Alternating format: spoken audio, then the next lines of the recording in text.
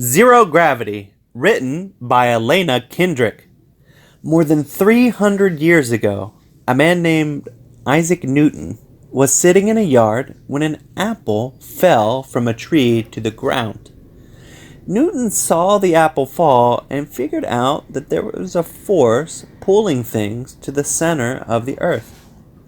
He called this force gravity.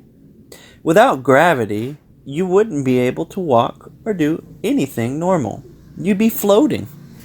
Can you imagine what your life would be like if everything, including you, floated? Just imagine your bedroom.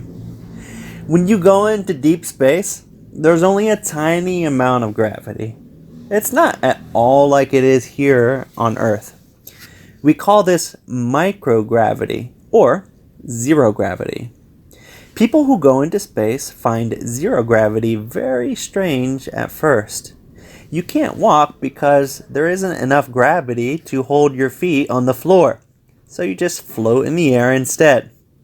And it's extremely difficult to tell which way is up. Some spaceships have arrows painted on the walls so that the astronauts know which way is the right way up. Even astronauts get dizzy when they first go into zero gravity. It gives them space sickness, which is a little like car sickness you sometimes get when you go on a long car trip. The reason for this is that on Earth, gravity makes the blood in your body go down to your feet.